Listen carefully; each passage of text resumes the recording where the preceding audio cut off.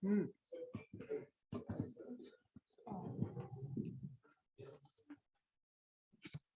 can go there if you want.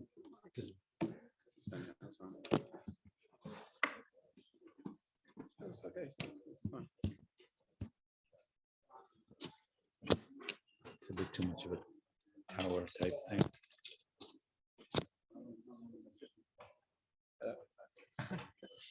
All right. Good evening, everyone.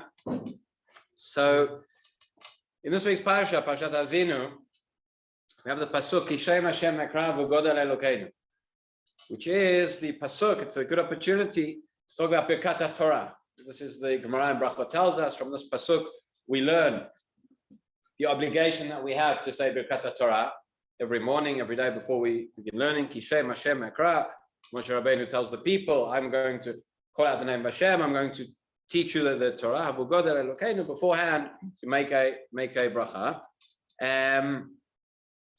There is an opinion that Birkat Torah is D'Rabbanan, what the Gemara is telling us is an Asmachta Ba'alma, but the majority opinion in the Rishonim, Shulchan Aruch seems to follow this as well, is that it is an obligation min Torah midoraita, and it's one of only two brachot we know that we have which are min Torah.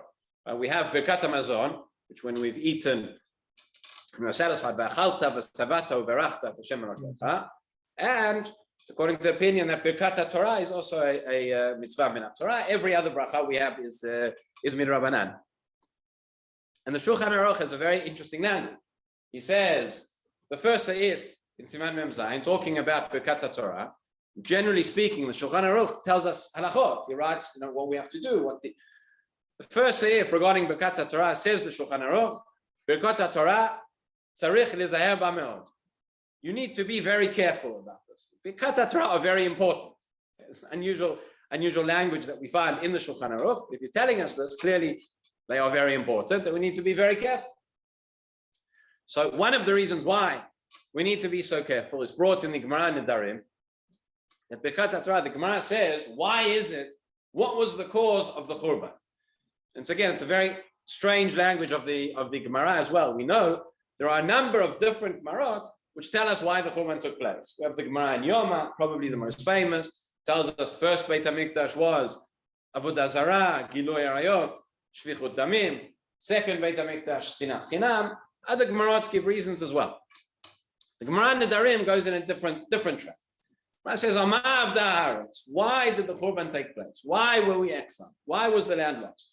And then the Gemara says, we don't know. It says, Shalul HaChachamim, Shalul HaNeviim. They asked the sages. They asked the prophets. Nobody could give an answer. The Gemara in Yom, I don't know. But they couldn't give an answer.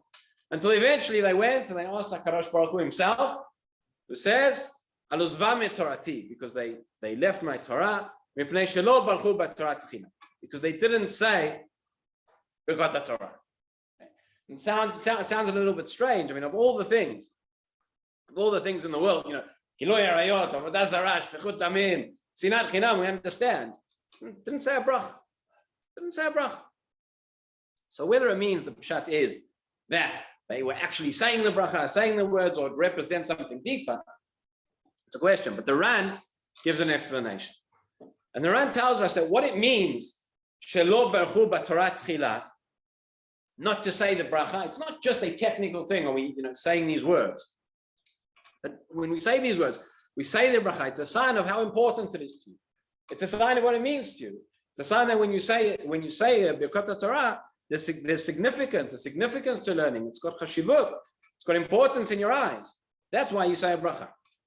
And there's a case that's brought, a case from in Halakha, which can help us to understand this a little bit. This case is brought in Hagat Oshri. It is a case there was a Shaila which came before Rabbi Eliezer Mimitz, one of the Rishonim. And the Mikra was as follows. Two people, we'll call them Reuven and Shimon, right? Reuven went and he bought a piece of copper, which he wanted to place on his roof. He wanted to use it in construction, whatever it was. Reuven went and he bought this piece of copper. After some time, he had a change of heart, decided he doesn't want to use it anymore. So he sold the piece of copper to Shimon. Shimon wanted to do something else with the piece of copper. So he took it, he had it melted down, he had it broken, And when he melted down the copper, he found that actually it wasn't copper, but it was silver. Right? Normally it happens the other way around. Normally you buy the silver and you find it's actually just silver-plated copper and it's been ripped off. Here it was the other way around. Shimon was in luck. Right? He thought he had bought a piece of copper. It turns out to be silver. That's great.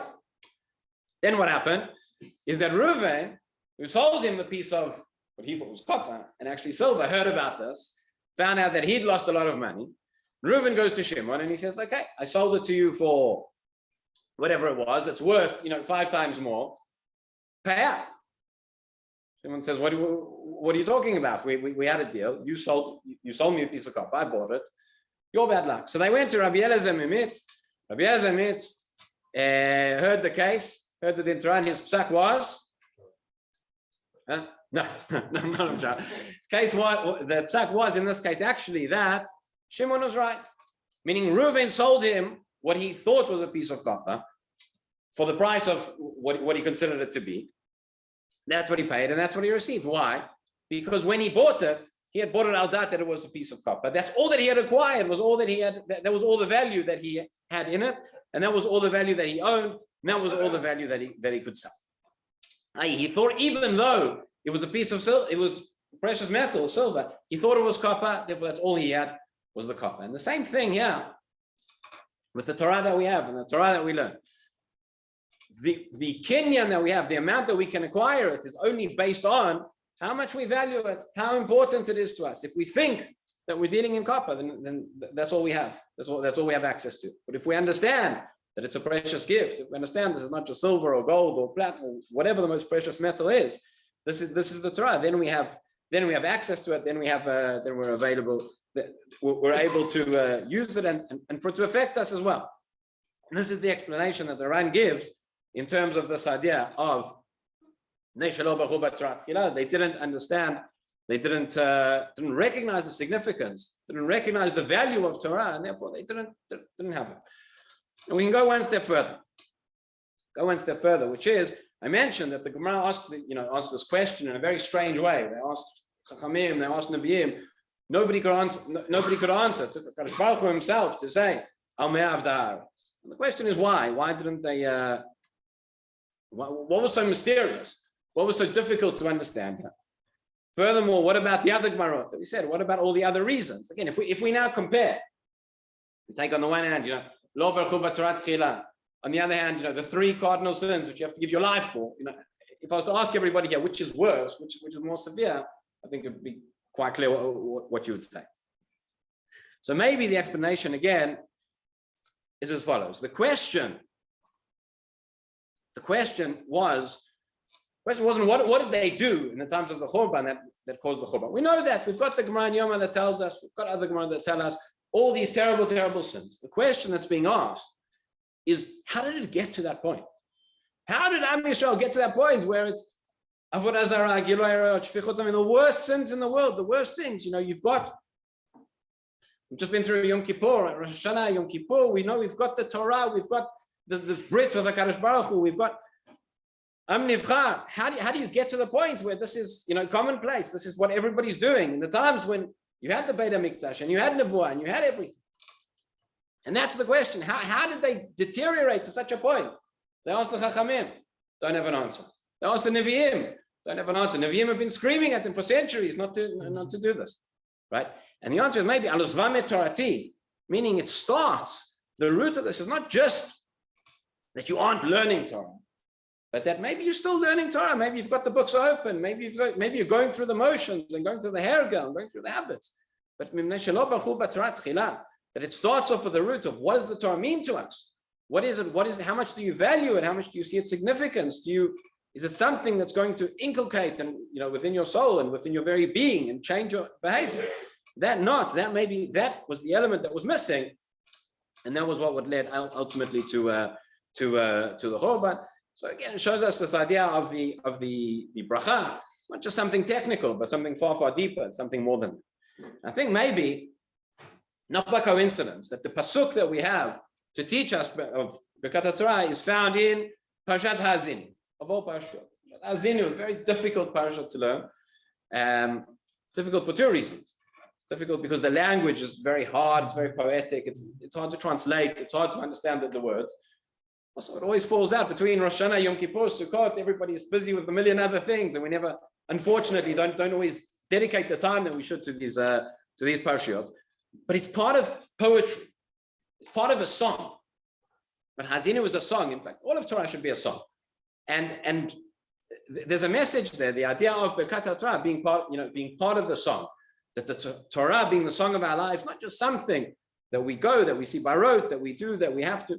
There's a difference between you read something, you look at something, or you hear music, something, it does something to us. Now I remember when we first reopened the shul in London after COVID. So I don't know if you had this yet, but there were all sorts of restrictions and regulations that I'm sure there was social distancing, so 2 meters or 6 feet or whatever it was, and masks and hand washing and all sorts of things. One of the strange regulations that happened in England was that this actually came from the government. The government had, in England, they like paperwork. There was a lot of paperwork and a lot of regulations that came out each time at each stage. And one of the things was that in public places, there was no singing allowed. Okay. This was done because I think it was done, the intention of the law and the guidance was probably to do with church choirs and people standing together and singing. There was concern that there were going to be droplets transfer from one to the other.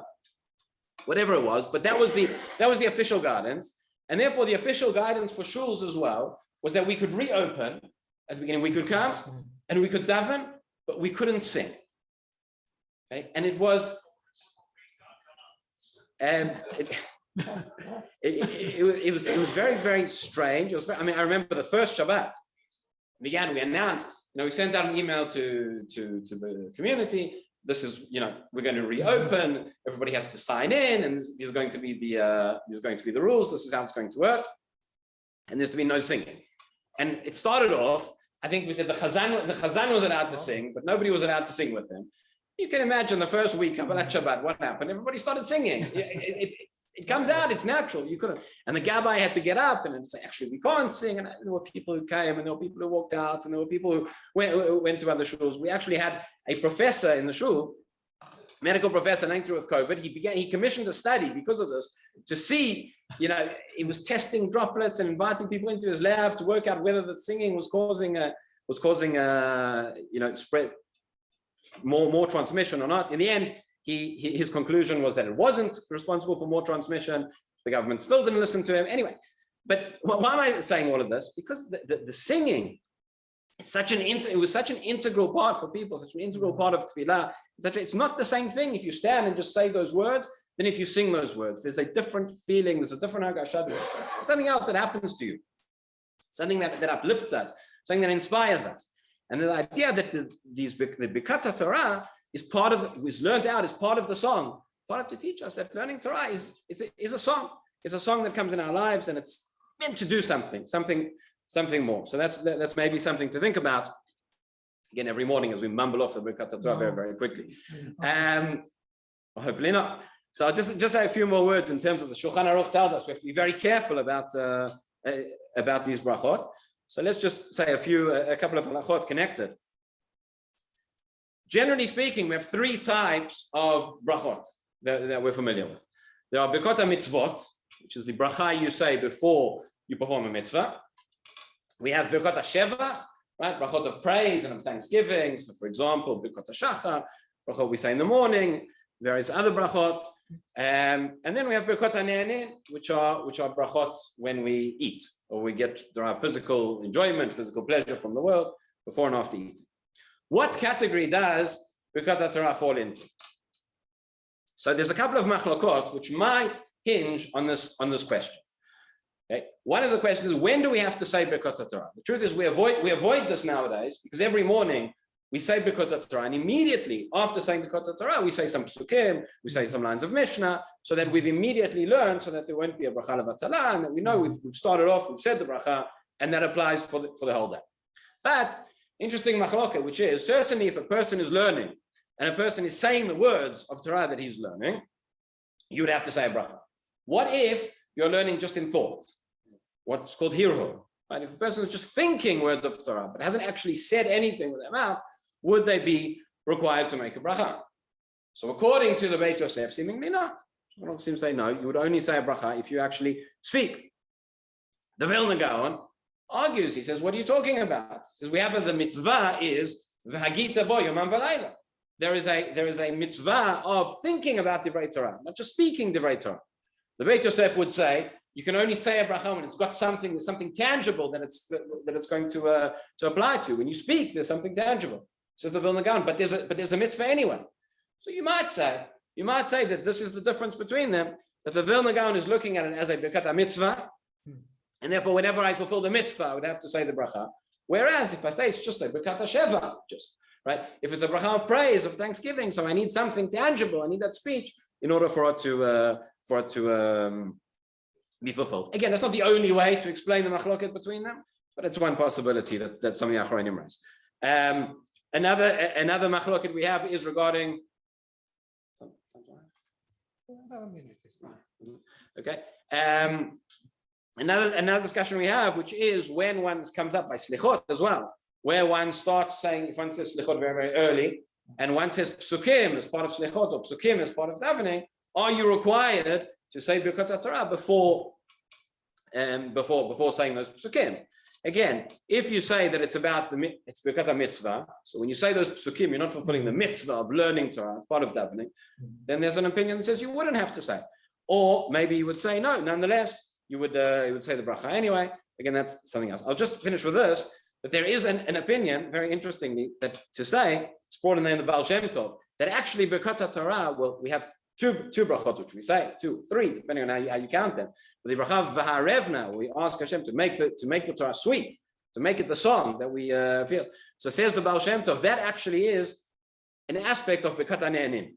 That's like the bracha where, when you get pleasure, where you get enjoyment from it as well. So we have opinions that really this fits into, of course, doesn't fit neatly into any of the rubrics, but maybe it could fit into all 3. Okay. Rabbi Hanania ben Akasha, Amen, Tzakash Bachor, Zakot Israel, Fichach Baal Imtam Mitzvot, Shnei Ma'adan Kibetz Matziko, Yagdir Torah V'Yadin.